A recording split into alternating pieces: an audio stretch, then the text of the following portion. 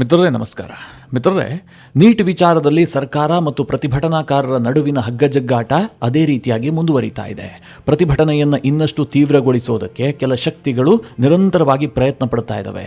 ಹಾಗೆ ಸರ್ಕಾರವೂ ಕೂಡ ಯಾವುದೇ ರೀತಿಯಲ್ಲೂ ತೊಂದರೆ ಆಗದಂತೆ ಈ ಒಂದು ಬೀಸೋ ದೊಣ್ಣೆಯಿಂದ ತಪ್ಪಿಸಿಕೊಳ್ಳೋದಕ್ಕೆ ಅವರು ಕೂಡ ಯತ್ನ ಮಾಡ್ತಾ ಇದ್ದಾರೆ. ಅಮಿತ್ ಶಾ ಮೇಲಿಂದ ಮೇಲೆ ಮೀಟಿಂಗ್ ಮಾಡ್ತಾ ಇದ್ದಾರೆ. ಸುಗಮವಾಗಿ ಕಲಾಪ ನಡೆಸೋದಕ್ಕೆ ಒಂದಷ್ಟು ಯತ್ನಗಳು ನಡೀತಾ ಇದ್ದಾವೆ. ಆದರೆ ವಿಪಕ್ಷಗಳು ಬಿಡ್ತಾ ಇಲ್ಲ. ಯಾಕೆ ಅಂತಂದ್ರೆ ಅವರಿಗೆ ಮೊದಲ ಬಾರಿಗೆ ದೇಶದಲ್ಲಿ ಒಂದು ಅವಕಾಶ ಸಿಕ್ಕಿದೆ. ಯಾವುದರಲ್ಲೂ ಸಿಗದಂತಹ ಒಂದು ಯಶಸ್ಸು ಈಗ ಸಿಗ್ತಾ ಇದೆ. ನಿಮಗೆಲ್ಲ ಅನ್ನಿಸಬಹುದು CAA ಹೋರಾಟ ಇನ್ನೂ ಜೋರಾಗಿತ್ತಲ್ವಾ ಅಂತ. ಮಿತ್ರರೇ, ಅದು ಒಂದು ಕಮ್ಯುನಿಟಿಗೆ ಸೀಮಿತವಾಗಿತ್ತು. CAA ಹೋರಾಟದ ವಿರುದ್ಧವಾಗಿದ್ದಂಥವರ ಸಂಖ್ಯೆ ಈ ದೇಶದಲ್ಲಿ ಜಾಸ್ತಿ ಇತ್ತು. ಹೀಗಾಗಿ CAA ಹೆಸರಿನಲ್ಲಿ ಎಷ್ಟೇ ಪ್ರತಿಭಟನೆಗಳು ನಡೆದರೂ ಕೂಡ ಸರ್ಕಾರ ಏನಷ್ಟಾಗಿ ತಲೆ ಕೆಡಿಸ್ಕೊಂಡಿರಲಿಲ್ಲ. ಪ್ರತಿಭಟನೆ ಆದಷ್ಟು ಕೂಡ ಸರ್ಕಾರಕ್ಕೆ ಲಾಭವೇ ಆಗ್ತಾ ಇತ್ತು. ಆದರೆ ನೀಟ್ ವಿಚಾರದಲ್ಲಿ ಆಗ್ತಾ ಇರುವ ಪ್ರತಿಭಟನೆ ಇದೆಯಲ್ಲ, ಇದು ಬೇರೆ ಬೇರೆ ಬಣ್ಣವನ್ನು ತೆಗೆದುಕೊಳ್ತಾ ಇದೆ. ಇದರ ಜೊತೆಗೆ ಇತ್ತೀಚಿನ ಇನ್ಫಾರ್ಮೇಷನ್ಗಳು ಬಹಳ ಆಘಾತಕಾರಿಯಾಗಿಯೂ ಕೂಡ ಇದೆ. ಕೇವಲ ಸರ್ಕಾರಕ್ಕೆ ಮಾತ್ರ ಅಲ್ಲ, ದೇಶಕ್ಕೆ ಆಘಾತಕಾರಿಯಾದಂತಹ ಕೆಲ ರಿಪೋರ್ಟ್ಗಳು ಕೂಡ ಇದ್ದಾವೆ. ಅದೇನು ಕೇಳಿದ್ರೆ, ಪ್ರತಿಭಟನೆಗೆ ವಿದ್ಯಾರ್ಥಿಗಳನ್ನು ಪ್ರಚೋದಿಸೋದು ಮಾತ್ರ ಅಲ್ಲ, ಅವರಿಗೆ ಬೇಕಾದಂತಹ ಆಹಾರ ಪೂರೈಕೆ ಇರಬಹುದು, ಅವರಿಗೆ ಬೇಕಾದಂತಹ ವ್ಯವಸ್ಥೆಗಳಿರಬಹುದು, ಇದೆಲ್ಲದಕ್ಕೆ ವಿದೇಶಗಳಿಂದ ಹಣ ಬರ್ತಾ ಇದೆಯಂತೆ. ಅದರ ಬಗ್ಗೆ ಬಹಳ ಡೀಟೇಲ್ ಆದಂತಹ ರಿಪೋರ್ಟ್ಗಳು ಪಬ್ಲಿಷ್ ಆಗೋದಕ್ಕೆ ಶುರುವಾಗಿದೆ. ಜೊತೆಗೆ ಮೋದಿ ವಿರೋಧಿ ಶಕ್ತಿಗಳು ಇಷ್ಟು ದಿನ ಬಾಯಿ ಮುಚ್ಕೊಂಡಿದ್ದಿದ್ರು. ಯಾಕೆಂತಂದ್ರೆ ಮೋದಿಗೆ ದೇಶದಲ್ಲಿ ಭಾರಿ ಜನ ಬೆಂಬಲ ಇತ್ತು. ಬಹಳ ಬಹುಮತದ ಸರ್ಕಾರವನ್ನೇ ಅವರು ರಚನೆ ಮಾಡ್ತಾ ಇದ್ರು. ಅತ್ಯಂತ ಜನಪ್ರಿಯ ನಾಯಕರಾಗಿದ್ರು. ಹೀಗಾಗಿ ಅವರ ವಿರುದ್ಧದ ಯಾವ ಹೋರಾಟಗಳಿಗೂ ಕೂಡ ಈ ಸೆಲೆಬ್ರಿಟಿಗಳು ಭಾಗಿಯಾಗ್ತಾ ಇರಲಿಲ್ಲ, ಬಾಯಿ ಮುಚ್ಕೊಂಡಿರ್ತಾ ಇದ್ರು. ಆದ್ರೆ ಈಗ ಅವರೆಲ್ಲ ಬಿಲದಿಂದ ಹೊರಬರೋದಕ್ಕೆ ಶುರು ಮಾಡಿದ್ದಾರೆ. ದಿನಕ್ಕೊಬ್ಬೊಬ್ಬ ಸೆಲೆಬ್ರಿಟಿಯೂ ಕೂಡ ಈ ಪ್ರತಿಭಟನೆಗೆ ಸಾಥ್ ಕೊಡೋದಕ್ಕೆ ಶುರು ಮಾಡಿದ್ದಾರೆ. ಮಿತ್ರರೇ, ಈ ಬಗ್ಗೆ ಈ ವಿಡಿಯೋದಲ್ಲಿ ಸ್ವಲ್ಪ ಡೀಟೇಲ್ ಆಗಿ ವಿವರಿಸ್ತೀನಿ. ನೀವು ಈ ವಿಡಿಯೋನ ಕೊನೆವರೆಗೂ ಮಿಸ್ ಮಾಡದೆ ನೋಡಿ. ಮೊದಲನೇದಾಗಿ, ರಾಜ್ಯಸಭೆ ಮತ್ತು ಲೋಕಸಭೆ ಎರಡೂ ಸದನದ ಕಲಾಪ 4ನೇ ದಿನ ಕೂಡ ಬಲಿಯಾಗಿದೆ. ಒಂದು ಸಣ್ಣ ಚರ್ಚೆಯೂ ಕೂಡ ನಡೆದಿಲ್ಲ. ಲೋಕಸಭೆ 11 ಗಂಟೆಗೆ ಆರಂಭವಾಯಿತು. ಸ್ಪೀಕರ್ ಪ್ರಶ್ನೋತ್ತರವನ್ನು ಆರಂಭಿಸಿ ನಂತರ ನೀಟ್ ವಿಚಾರ ಚರ್ಚೆಗೆ ಅವಕಾಶ ಕೊಡೋದಾಗಿ ಹೇಳಿದ್ರು. ಆದರೆ ವಿಪಕ್ಷಗಳು ಒಪ್ಪಲಿಲ್ಲ, ಗದ್ದಲ ಎಬ್ಬಿಸಿದ್ವು. ಸದನದ ಬಾವಿಗಿಳಿದು ಕೂಗಾಟ ಚೀರಾಟ ಜೋರಾಯಿತು. ತಕ್ಷಣ ಸ್ಪೀಕರ್ 12 ಗಂಟೆಗೆ ಸದನವನ್ನು ಮುಂದೂಡಿದ್ರು. 11 ಗಂಟೆಗೆ ಪುನಃ ಆರಂಭಗೊಳ್ತು. ಆಗ್ಲೂ ಕೂಡ ಸೆಷನ್ ನಡೆಯೋದಕ್ಕೆ ಬಿಟ್ಟಿಲ್ಲ. ಸಂಸದೀಯ ಕಾರ್ಯಮಂತ್ರಿಯಾಗಿರುವಂತಹ ಕಿರಣ್ ರಿಜಿಜು ಪದೇ ಪದೇ ವಿಪಕ್ಷಗಳಿಗೆ ಮನವಿ ಮಾಡಿಕೊಂಡ್ರು. ಸರ್ಕಾರ ನೀಟ್ ವಿಚಾರದಲ್ಲಿ ಎಲ್ಲಾ ರೀತಿಯ ಚರ್ಚೆಗೆ ಸಿದ್ಧ ಇದೆ, ಆ ವಿಚಾರದಲ್ಲಿ ರಿಫಾರ್ಮ್ಸ್ ಮಾಡೋದಕ್ಕೆ ನಾವು ಸಿದ್ಧ ಇದ್ದೀವಿ, ಮುಕ್ತವಾಗಿ ಚರ್ಚೆ ಆಗಲಿ, ಅದಕ್ಕೆ ಸರ್ಕಾರ ಓಪನ್ ಮೈಂಡೆಡ್ ಆಗಿದೆ ಅಂತ ಘೋಷಣೆ ಮಾಡಿದ್ರು. ಆದರೂ ಕೂಡ ವಿಪಕ್ಷಗಳು ಮೊದಲಿಗೆ ಧರ್ಮೇಂದ್ರ ಪ್ರಧಾನ್ ರಾಜೀನಾಮೆ ಆಗಬೇಕು, ನಂತರ ಚರ್ಚೆ ಮಾಡೋಣ, ಇದೇ ಪಟ್ಟನ್ನ ಹಿಡಿದ್ರು. ಹೀಗಾಗಿ ಸದನವನ್ನ ಮಧ್ಯಾಹ್ನದ ನಂತರಕ್ಕೆ ಮುಂದೂಡಲಾಗಿತ್ತು. ನಂತರ ಸೆಷನ್ ಆರಂಭವಾದರೂ ಕೂಡ ಚರ್ಚೆಗೆ ಅವಕಾಶ ಸಿಗಲಿಲ್ಲ. ವಿಪಕ್ಷಗಳು ಅದೇ ರೀತಿಯ ಗದ್ದಲವನ್ನು ಮುಂದುವರಿಸಿದ ಕಾರಣದಿಂದಾಗಿ ಲೋಕಸಭೆ ಮತ್ತು ರಾಜ್ಯಸಭೆಯನ್ನ ನಾಳೆಗೆ ಮುಂದೂಡಿಕೆ ಮಾಡಲಾಗಿದೆ. ಇದರ ನಡುವೆ ಸರ್ಕಾರ ಮತ್ತೊಮ್ಮೆ ಪ್ರತಿಭಟನಾ ನಿರತ ಅಂದರೆ ಈ ಕಾಕ್ರೋಚ್ಗಳಿದಾವಲ್ಲ, ಅವರಿಗೆ ಮತ್ತೆ ಆಹ್ವಾನ ಕೊಟ್ಟಿದೆ. ನಾವು ಮಾತುಕತೆಗೆ ಸಿದ್ಧ ಇದ್ದೀವಿ, ಎಲ್ಲ ವಿಧವಾಗಿಯೂ ಕೂಡ ಚರ್ಚೆ ಮಾಡೋದಕ್ಕೆ ಸರ್ಕಾರ ಮುಕ್ತ ಮನಸ್ಸಿನಿಂದ ಸಿದ್ಧ ಇದೆ, ನಮಗೆ ಯಾವುದೇ ರೀತಿಯಲ್ಲೂ ಪ್ರತಿಷ್ಠೆ ಇಲ್ಲ, ಹೀಗಂತ ಕೇಂದ್ರ ಸಚಿವ ಜಿತೇಂದ್ರ ಸಿಂಗ್ ಹೇಳಿದ್ದಾರೆ. ಮಾತುಕತೆಗೆ ನೀವೇ ಸಮಯವನ್ನು ನಿಗದಿಪಡಿಸಿ, ನಾವು ಬರೋದಕ್ಕೆ ಸಿದ್ಧ ಇದ್ದೀವಿ ಅಂತ ಕೇಂದ್ರ ಸರ್ಕಾರ ಮೆಸೇಜ್ ಪಾಸ್ ಮಾಡಿದೆ. ಆದರೆ ಕಾಕ್ರೋಚ್ಗಳು ಈಗೇನು ಪಟ್ಟು ಹಿಡಿತಾ ಇದ್ದಾರೆ ಗೊತ್ತಾ? ಮೊದಲು ಸರ್ಕಾರದವರು ನಮ್ಮನ್ನು ಗಣನೆಗೆ ತೆಗೆದುಕೊಂಡಿಲ್ಲ ಅಂತ ಆರೋಪ ಮಾಡ್ತಾ ಇದ್ರು. ಇಷ್ಟು ದಿನಗಳ ಕಾಲ ಈ ಸೋನಂ ವಾಂಗ್ಚುಕ್ ಇಲ್ಲಿ ಉಪವಾಸ ಕೂತಿದ್ದಾರೆ, ಆದರೂ ಕೂಡ ಸರ್ಕಾರ ಒಬ್ಬನೇ ಒಬ್ಬ ಪ್ರತಿನಿಧಿಯನ್ನು ಕೂಡ ಕಳುಹಿಸಿಲ್ಲ, ಸರ್ಕಾರ ದಪ್ಪ ಚರ್ಮದ್ದಾಗಿದೆ, ಹೀಗೆಲ್ಲ ವಾದ ಮಾಡ್ತಾ ಇದ್ರು. ಈಗ ಸರ್ಕಾರ ನಾವೆಲ್ಲದನ್ನ ಕೇಳೋದಕ್ಕೆ ಸಿದ್ಧ ಇದ್ದೀವಪ್ಪ, ಬನ್ನಿ ಮಾತುಕತೆ ನಡೆಸಿ, ನಿಮ್ಮ ಏನು ಡಿಮ್ಯಾಂಡ್ ಇದೆ ಅದರಲ್ಲಿ ಯಾವುದನ್ನು ಪೂರೈಸೋದಕ್ಕೆ ಸಾಧ್ಯ ಇದೆ, ಎಲ್ಲದನ್ನು ಮುಕ್ತವಾಗಿ ಚರ್ಚೆ ಮಾಡೋಣ ಅಂತ ಕರೆದ್ರೂ ಕೂಡ ಈಗೇನು ಪಟ್ಟು ಹಿಡಿತಾ ಇದ್ದಾರೆ? ಧರ್ಮೇಂದ್ರ ಪ್ರಧಾನ್ ರಾಜೀನಾಮೆ ಆಗುವವರೆಗೂ ಕೂಡ ನಾವು ಪ್ರತಿಭಟನೆಯಿಂದ ಹಿಂದೆ ಸರಿಯೋದಿಲ್ಲ, ಹೀಗಂತ ಪಟ್ಟಿಡಿತಾ ಇದ್ದಾರೆ. ಮಿತ್ರರೇ, ಈ ವಿಚಾರದಲ್ಲಿ ನನ್ನ ವೈಯಕ್ತಿಕ ಅಭಿಪ್ರಾಯ ಏನು ಗೊತ್ತಾ? ಇದನ್ನು ತುಂಬ ರಾದ್ಧಾಂತ ಮಾಡಿಕೊಳ್ಳೋದಕ್ಕಿಂತಲೂ ಹೆಚ್ಚಾಗಿ ಸರ್ಕಾರ ತನ್ನ ಬಿಸ್ನೆಸ್ ಕಡೆಗೆ ಹೆಚ್ಚು ಫೋಕಸ್ ಮಾಡುವಂಥದ್ದು ಉತ್ತಮ. ಯಾಕೆಂತಂದರೆ ಒಬ್ಬ ಮಂತ್ರಿಯ ರಾಜೀನಾಮೆ ಇರಬಹುದು, ಇನ್ಯಾವುದೋ ಒಂದು ಸಣ್ಣ ವಿಚಾರಕ್ಕೋಸ್ಕರವಾಗಿ ಇದನ್ನು ಬಹಳ ರಾಡಿ ಮಾಡಿಕೊಂಡ್ರೆ ಕೊನೆಗೆ ಸರ್ಕಾರಕ್ಕೆ ಮುಖಭಂಗ ಆಗುತ್ತೆ, ದೊಡ್ಡ ನಷ್ಟ ಆಗುತ್ತೆ. ಈ ಹಿಂದೆ ಫಾರ್ಮರ್ ಪ್ರೊಟೆಸ್ಟ್ ವೇಳೆಯೂ ಕೂಡ ಇದೇ ಆಗಿತ್ತು. ಸರ್ಕಾರ ಆರಂಭದಲ್ಲಿ ಬಹಳ ಗಟ್ಟಿತನ ತೋರಿಸ್ತೀನಿ ಅಂತ ಹೋಯಿತು.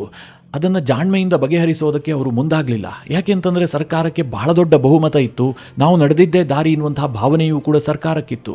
ಹೀಗಾಗಿ ರೈತರ ಪ್ರತಿಭಟನೆಯನ್ನು ಅವರು ಕೊಂಚ ನೆಗ್ಲೆಕ್ಟ್ ಮಾಡಿದ್ರು.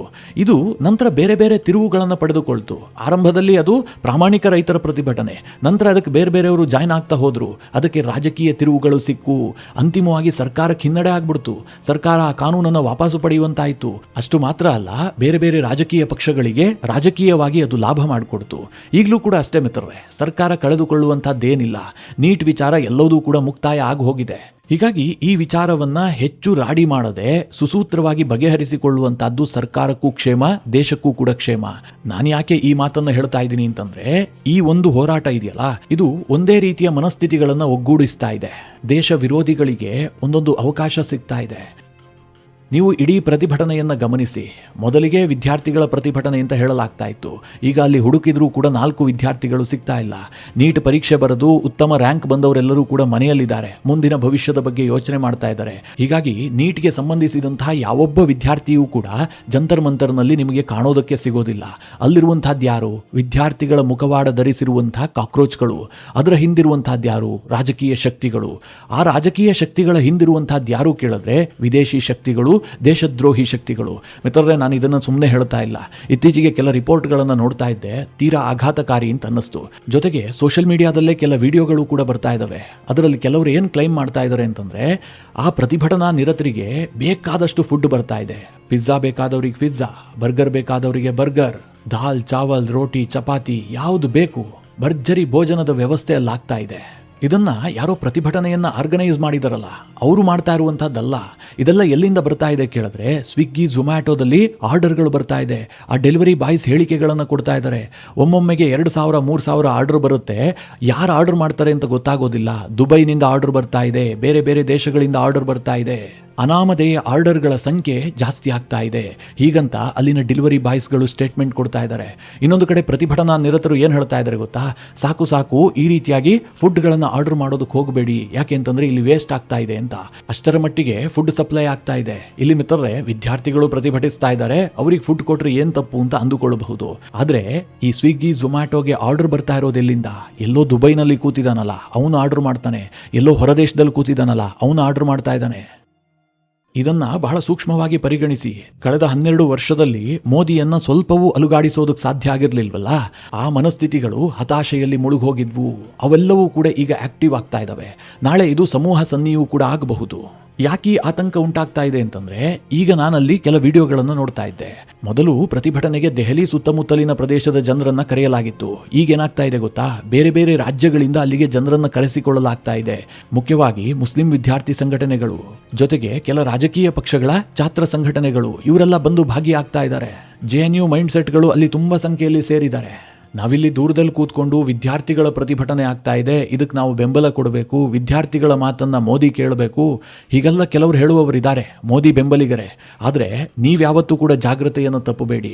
ಇದರ ಹಿಂದೆ ಬಹಳ ದೊಡ್ಡ ಷಡ್ಯಂತ್ರ ಇದೆ. ನಾನು ಯಾಕೆ ಇದನ್ನು ಪದೇ ಪದೇ ಇಷ್ಟೆಲ್ಲ ವಿವರಿಸಿ ಹೇಳ್ತೀನಿ ಅಂತಂದ್ರೆ, ಅವರು ಮಂಕು ಬೂದಿ ಎರುತ್ತಾ ಇದ್ದಾರೆ, ಅದಕ್ಕೆ ನಾವು ಒಳಗಾಗಬಾರ್ದು. ಈ ಹಿಂದೆ ಅನೇಕ ಬಾರಿ ಪೆಟ್ಟು ತಿಂದಿದ್ದೀವಿ, ಮತ್ತೆ ಆ ತಪ್ಪನ್ನ ಮಾಡಿದ್ದೇ ಆದ್ರೆ ಗಳಿಸಿದ್ದನ್ನೆಲ್ಲ ಕಳೆದುಕೊಳ್ತೀವಿ.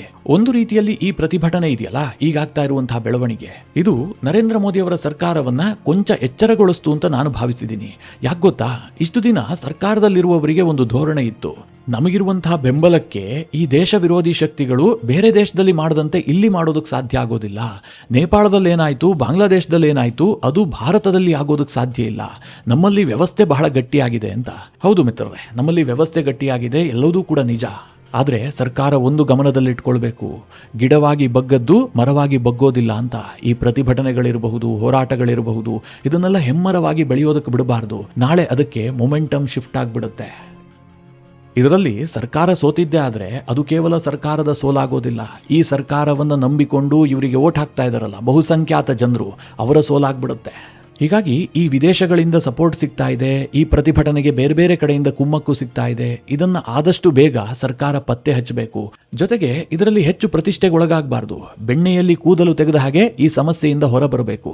ಅದಕ್ಕೆ ಕಾರಣ ಏನು ಕೇಳಿದ್ರೆ, ಸರ್ಕಾರದ ಮುಂದೆ ಬೆಟ್ಟದಷ್ಟು ಯೋಜನೆಗಳಿದಾವೆ. ಈ ಬಾರಿ ಅತ್ಯಂತ ಇಂಪಾರ್ಟೆಂಟ್ ಬಿಲ್ಗಳನ್ನು ಪಾಸ್ ಮಾಡೋದಕ್ಕೆ ಸರ್ಕಾರ ಯತ್ನ ಮಾಡ್ತಾ ಇದೆ. ಕೆಲ ಸಾಂವಿಧಾನಿಕ ಬದಲಾವಣೆಗಳು ಕೂಡ ಇದಾವೆ. ಅದಕ್ಕೆ ಅಗತ್ಯ ಸಂಖ್ಯಾಬಲವನ್ನು ಹೊಂದಿಸೋದಕ್ಕೆ ಬೇರೆ ಬೇರೆ ಪಕ್ಷಗಳನ್ನ ಸರ್ಕಾರ ಸೆಳೀತಾ ಇತ್ತು. ಅದಕ್ಕೆ ಬೆಂಬಲವೂ ಕೂಡ ವ್ಯಕ್ತವಾಗಿತ್ತು. ಉದಾಹರಣೆಗೆ ಈಗ ಶರದ್ ಪವಾರ್ ಜೊತೆಗೆ ಬರೋದಕ್ಕೆ ರೆಡಿ ಇದ್ದಾರೆ. ನಿನ್ನೆ ತಾನೇ ಅವರು ಪ್ರಧಾನಿಯನ್ನ ಭೇಟಿಯಾಗಿದ್ದಾರೆ.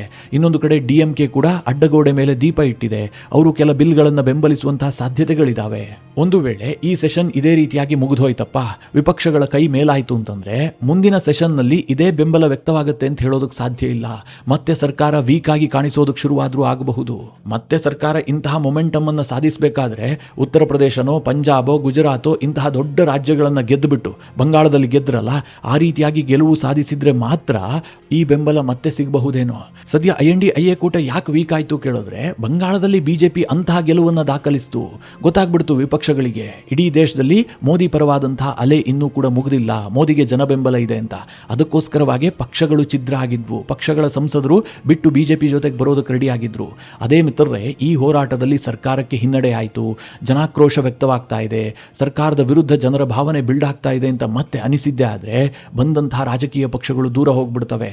ಇದು ಯಾವುದಕ್ಕೆ ಎಫೆಕ್ಟ್ ಆಗುತ್ತೆ ಕೇಳಿದ್ರೆ, ಸರ್ಕಾರದ ದೊಡ್ಡ ದೊಡ್ಡ ಯೋಜನೆಗಳಿದಾವಲ್ಲ, ಅದು ಒನ್ ನೇಷನ್ ಒನ್ ಎಲೆಕ್ಷನ್ ಇರಬಹುದು, ಡಿಲಿಮಿಟೇಷನ್ ಇರಬಹುದು, ಬೇರೆ ಬೇರೆ ಕಾನೂನುಗಳಿರಬಹುದು, ಅದನ್ನು ಇಂಪ್ಲಿಮೆಂಟ್ ಮಾಡೋದು ತೀರಾ ಕಷ್ಟ ಆಗುತ್ತೆ. ರಾಹುಲ್ ಗಾಂಧಿ ಮತ್ತು ಅವರ ಇಡೀ ಇಕೋಸಿಸ್ಟಮ್ ಇಷ್ಟೆಲ್ಲ ಆಕ್ಟಿವ್ ಆಗಿರೋದು ಅದಕ್ಕೆ. ಯಾರೆಲ್ಲ ತಮ್ಮ ಸಂಘವನ್ನ ತೊರೆದು ಹೊರಗಡೆ ಹೋಗ್ತಾ ಇದಾರಲ್ಲ, ಅದನ್ನು ತಪ್ಪಿಸೋದು ಕೂಡ ಅವರ ಕಾರ್ಯತಂತ್ರದ ಒಂದು ಭಾಗವೇ ಆಗಿದೆ. ಇನ್ನು ಮಿತ್ರರೇ, ಪ್ರಧಾನಿ ನರೇಂದ್ರ ಮೋದಿ ಅವರು ಬರೋದಕ್ಕೆ ಮುಂಚೆ ಈ ದೇಶದಲ್ಲಿ ಲೆಫ್ಟ್ ವಿಂಗ್ ಅನ್ನು ಬೆಂಬಲಿಸುವಂತಹ ಒಂದು ದೊಡ್ಡ ಸೆಲೆಬ್ರಿಟಿಗಳ ಪಡೆಯೇ ಇತ್ತು. ಅದರಲ್ಲೂ ಬಾಲಿವುಡ್ ಮಂದಿ ಇದ್ರಲ್ಲ, ಅವರೆಲ್ಲ ಕೂಡ ಇದ್ದಿದ್ದ ಹಾಗೇನೆ. ಆದರೆ ಕಳೆದ ಕೆಲ ವರ್ಷಗಳಿಂದ ಅವರೆಲ್ಲ ಸುಮ್ಮನಾಗಿದ್ರು. ಕಾರಣ ಇಷ್ಟೇ, ತಮ್ಮಲ್ಲಿರುವಂತಹ ವಿಷವನ್ನ ಕಕ್ಕಿದ್ದೇ ಆದರೆ ಅವರ ಪಥ ನಡೀತಾ ಇರಲಿಲ್ಲ, ಅವರ ಸಿನಿಮಾಗಳು ಮಾರ್ಕೆಟಿಂಗೇ ಆಗ್ತಾ ಇರಲಿಲ್ಲ, ಬಾಯ್ಕಾಟ್ ಅಭಿಯಾನಗಳೇ ನಡೀತಾ ಇದ್ವು. ಹೀಗಾಗಿ ದೊಡ್ಡ ದೊಡ್ಡ ನಟರುಗಳೇ ಹೇಳ ಹೆಸರಿಲ್ಲದಂತೆ ಬಾಗಿಲು ಮುಚ್ಕೊಂಡು ಹೋಗಿದ್ರು. ಅದಕ್ಕೆ ಅವರೆಲ್ಲ ಇಷ್ಟು ದಿನ ಏನ್ ಮಾಡ್ತಾ ಇದ್ರು ಗೊತ್ತಾ, ಈ ಗೆದ್ದೆತ್ತಿನ ಬಾಲ ಹಿಡಿಯೋದು ಅಂತಾರಲ್ಲ, ಈ ನೀರು ಹರಿತಾ ಇರುವ ಕಡೆಗೆ ಸಾಕ್ತಾ ಇರೋದು, ಆ ರೀತಿಯಾದಂತಹ ನಿರ್ಧಾರಗಳನ್ನೇ ಕೈಗೊಳ್ತಾ ಇದ್ರು. ಆದರೆ ಯಾವಾಗ ಈ ಪ್ರತಿಭಟನೆ ಶುರುವಾಯಿತು, ಇದಕ್ಕೊಂದು ಎಡ್ಜ್ ಸಿಗುತ್ತೆ ಅಂತ ಅನಿಸೋದಕ್ಕೆ ಶುರುವಾಯಿತು, ಅವರೆಲ್ಲ ಬಾಲ ಬಿಚ್ಚೋದಕ್ಕೆ ಶುರು ಮಾಡಿದ್ದಾರೆ. ಸಲ್ಮಾನ್ ಖಾನ್ ಕೂಡ ಈ ವಿದ್ಯಾರ್ಥಿ ಪ್ರತಿಭಟನೆಯ ಪರವಾಗಿ ಧ್ವನಿ ಎತ್ತಿದ್ದಾರೆ. ಆಲಿಯಾ ಭಟ್ ಇರಬಹುದು, ಸೋನಾಕ್ಷಿ ಸಿನ್ಹಾ ಇರಬಹುದು, ಇವರೆಲ್ಲರೂ ಕೂಡ ಪ್ರತಿಭಟನೆಯ ಪರವಾಗಿದ್ದಾರೆ. ಇನ್ನು ರಿತೇಶ್ ದೇಶ್ಮುಖ್ ಎಲ್ಲ ಬಿಟ್ಬಿಡಿ, ಅವರೆಲ್ಲ ಕಾಂಗ್ರೆಸ್ ಬಂದಿನೇ. ಇದರಿಂದ ಒಂದು ಒಳ್ಳೇದಾಗಿದ್ದೇನು ಕೇಳಿದ್ರೆ, ಕೆಲವರೆಲ್ಲ ನ್ಯೂಟ್ರಲ್ ಆಗಿದೀವಪ್ಪ, ನಾವು ಲೆಫ್ಟು ಇಲ್ಲ ರೈಟು ಇಲ್ಲ, ನಾವು ಸ್ಟ್ರೈಟ್ ಆಗಿದ್ದೀವಿ ಅಂತ ಹೇಳ್ತಾ ಇದ್ದಾರಲ್ಲ, ಅವರು ಯಾವ ಕಡೆ ವಾಲಿದ್ದಾರೆ ಅನ್ನುವಂಥದ್ದನ್ನ ಭಾರತೀಯರು ಗಮನಿಸ್ತಾ ಇದ್ದಾರೆ. ಇನ್ನು ಈ ಪ್ರತಿಭಟನೆಗೆ ಅಣ್ಣಾ ಹಜಾರೆ ಕೂಡ ಕೈ ಜೋಡಿಸ್ಬಿಟ್ಟಿದ್ದಾರೆ. ಇವತ್ತವರು ಭಾರತ ಮಾತೆಗೆ ಪುಷ್ಪನಮನವನ್ನು ಸಲ್ಲಿಸುವ ಮೂಲಕ ವಿದ್ಯಾರ್ಥಿ ಪ್ರತಿಭಟನೆಗೆ ಕೈ ಜೋಡಿಸಿದ್ದಾರೆ. ತಾವು ಸ್ವತಃ ಮೌನ ಪ್ರತಿಭಟನೆಯನ್ನ ಆರಂಭಿಸುವ ಮೂಲಕ ವಿದ್ಯಾರ್ಥಿಗಳ ಪರವಾಗಿದ್ದೀನಿ ಎನ್ನುವಂತಹ ಸಂದೇಶ ಕೊಟ್ಟಿದ್ದಾರೆ. ಮಿತ್ರರೇ, ಇದೇ ಅಣ್ಣಾ ಹಜಾರೆ ಈ ಹಿಂದೆ ಹೋರಾಟ ಮಾಡಿದ್ರಿಂದಾಗಿ ಕೇಜ್ರಿವಾಲ್ ಉದಯ ಆಯಿತು. ಕೇಜ್ರಿವಾಲ್ ಅದರ ಲಾಭವನ್ನು ಪಡೆದುಕೊಂಡ್ರು. ಆದರೆ ನಂತರದಲ್ಲಿ ಕೇಜ್ರಿವಾಲ್ರನ್ನ ಅಣ್ಣಾ ಹಜಾರೆ ವಿಪರೀತವಾಗಿ ಖಂಡಿಸ್ತಾ ಇದ್ರು. ಈ ಬಾರಿ ದೆಹಲಿ ಸೋತಾಗ ಅಣ್ಣಾ ಹಜಾರೆ ಸಂಭ್ರಮಿಸಿದ್ರು. ಅಂತಹ ಅಣ್ಣಾ ಹಜಾರೆ ಈಗ ಕೇಜ್ರಿವಾಲ್ ಬೆಂಬಲಿಸ್ತಾ ಇರುವಂತಹ ಒಂದು ಪ್ರತಿಭಟನೆಗೆ ಈ ರೀತಿಯಾಗಿ ಸಾಥ್ ಕೊಡ್ತಾ ಇರೋದಿದೆಯಲ್ಲ, ಇದು ಬಹಳ ಆಶ್ಚರ್ಯವನ್ನು ಹುಟ್ಟು ಹಾಕ್ತಾ ಇದೆ. ಅಣ್ಣಾ ಹಜಾರೆಗೆ ಈ ಪ್ರತಿಭಟನೆಯ ಹಿಂದಿರುವ ತಂತ್ರಗಾರಿಕೆ ಏನು, ಯಾರಿದ್ದಾರೆ, ಇದ್ಯಾವುದೂ ಕೂಡ ಅರ್ಥ ಆಗ್ಲೇ ಇಲ್ವಾ ಅನ್ನುವಂತಹ ಪ್ರಶ್ನೆಯನ್ನು ಕೂಡ ಹುಟ್ಟು ಹಾಕಿದೆ. ಅದಕ್ಕೆ ನಾನು ಹೇಳಿದ್ದು, ಈ ಪ್ರತಿಭಟನೆ ಎಲ್ಲವೂ ಕೂಡ ಕೆಲವೊಮ್ಮೆ ಸಮೂಹ ಸನ್ನಿ ಆಗಿಬಿಡುತ್ತೆ, ಯಾರ್ಯಾರ್ದೋ ಬೆಂಬಲ ಸಿಗೋದಕ್ಕೆ ಶುರುವಾಗುತ್ತೆ, ಏನೇನೋ ಬೆಳವಣಿಗೆಗಳಾಗ್ತವೆ. ಅದಕ್ಕಾಗಿ ಸರ್ಕಾರ ಪ್ರತಿಷ್ಠೆಗೆ ಬೀಳದೆ ಬೇಗ ಇತ್ಯರ್ಥ ಮಾಡಿಕೊಳ್ಳುವಂಥದ್ದು ಎಲ್ಲರಿಗೂ ಕೂಡ ಸೇಫ್. ಈಗ ಸರ್ಕಾರ ಮನಸ್ಸು ಮಾಡಿದ್ರೆ ಬಹಳ ದೊಡ್ಡ ಗೇಮ್ ಆಡಬಹುದು. ಅದು ಹೇಗೆ ಗೊತ್ತಾ, ಧರ್ಮೇಂದ್ರ ಪ್ರಧಾನ್ ಅವರ ರಾಜೀನಾಮೆಯನ್ನು ತೆಗೆದುಕೊಂಡ್ರೆ ಮತ್ತವರ ಹೋರಾಟ ಅಲ್ಲಿಗೆ ಎಂಡ್ ಆಗಲೇಬೇಕು, ಅದು ಮುಂದುವರಿಯೋದಕ್ಕೆ ಸಾಧ್ಯವೇ ಇಲ್ಲ. ಈ ನಡುವೆ ಪ್ರತಿಭಟನೆಯಲ್ಲಿ ಈ ವಿದ್ಯಾರ್ಥಿಗಳ ಸೋಗಿನಲ್ಲಿ ವಿಪರೀತವಾಗಿ ರಂಪಾಟ ಮಾಡಲಾಗಿದೆ.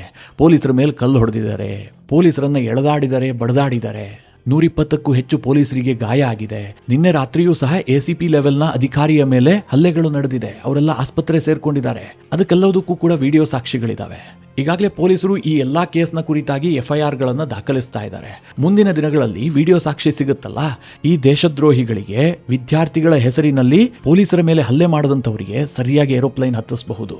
ಇಲ್ಲಿ ತಪ್ಪಿತಸ್ಥರನ್ನ ಪಟ್ಟಿ ಮಾಡಿದ್ರೆ ಮೊದಲನೇದಾಗಿ ಅಭಿಜಿತ್ ದೀಪ್ಗೆ ಬರ್ತಾನೆ. ಯಾಕೆ ಅಂತಂದ್ರೆ ಪ್ರತಿಭಟನೆಗೆ ಪೊಲೀಸರಿಂದ ಅವಕಾಶವೇ ಸಿಕ್ಕಿರಲಿಲ್ಲ, ಅನುಮತಿ ಇರಲಿಲ್ಲ. ಆದರೂ ಕೂಡ ಪ್ರತಿಭಟನೆ ಮಾಡಿ ಇಷ್ಟೆಲ್ಲ ರಂಪಾಟಗಳಾಗಿದ್ದಾವೆ, ಪೊಲೀಸರ ಮೇಲೆ ಹಲ್ಲೆ ಆಗಿದೆ, ಕೆಲವರಿಗೆ ಬಹಳ ದೊಡ್ಡ ಇಂಜುರಿಗಳಾಗಿದ್ದಾವೆ. ಹೀಗಾಗಿ ಸಹಜವಾಗಿ ಆತನೇ ನಂಬರ್ 1 ಆರೋಪಿಯಾಗಿರ್ತಾನೆ. ಹೀಗಾಗಿ ಸರ್ಕಾರ ಇಂತಹ ಆಪ್ಷನ್ಗಳನ್ನು ಕೂಡ ಯೋಚನೆ ಮಾಡಬೇಕು. ಗೊತ್ತಿಲ್ಲ ಮುಂದೇನಾಗುತ್ತೆ, ಸರ್ಕಾರ ಏನು ಕ್ರಮ ಕೈಗೊಳ್ಳುತ್ತೆ, ಇದೆಲ್ಲದರ ಬಗ್ಗೆ ಕುತೂಹಲವೂ ಇದೆ, ಆತಂಕ ಕೂಡ ಇದೆ. ದೇಶ ವಿರೋಧಿ ಶಕ್ತಿಗಳಿಗೆ ಎಲ್ಲಿ ಕೈ ಮೇಲಾಗುತ್ತೋ ಅನ್ನುವಂತಹ ಭಯ ಕೂಡ ಇದೆ. ಈ ಬಗ್ಗೆ ಮುಂದೆ ಏನೇ ಡೆವಲಪ್ಮೆಂಟ್ ಆದರೂ ಕೂಡ ನಿಮಗೆ ತಿಳಿಸುವಂತಹ ಪ್ರಯತ್ನ ಮಾಡ್ತೀನಿ. ಮಿತ್ರರೇ, ಈ ವಿಚಾರದ ಕುರಿತಾಗಿ ನಿಮ್ಮ ಅನಿಸಿಕೆ ಅಭಿಪ್ರಾಯಗಳೇನು ಕಮೆಂಟ್ ಮಾಡುವ ಮೂಲಕ ನಮಗೆ ತಿಳಿಸಿ. ಹಾಗೆ ನಿಮಗೆ ಈ ವಿಡಿಯೋ ಇಷ್ಟವಾದರೆ ಲೈಕ್ ಮಾಡಿ. ಜೊತೆಗೆ ನೀವಿನ್ನೂ ನಿಮ್ಮ ನೆಚ್ಚಿನ ಸಂಸ್ಕಾರ ಸೌರಭ ಯೂಟ್ಯೂಬ್ ಚಾನಲ್ನ ಸಬ್ಸ್ಕ್ರೈಬ್ ಮಾಡಿಲ್ಲ ಅಂತಾದರೆ ಈ ಕೂಡಲೇ ಸಬ್ಸ್ಕ್ರೈಬ್ ಮಾಡಿ. ಮುಂದಿನ ಎಲ್ಲ ಅಪ್ಡೇಟ್ಗಳ ನೋಟಿಫಿಕೇಷನ್ಗಾಗಿ ಬೆಲ್ ಐಕಾನ್ ಒತ್ತಿ.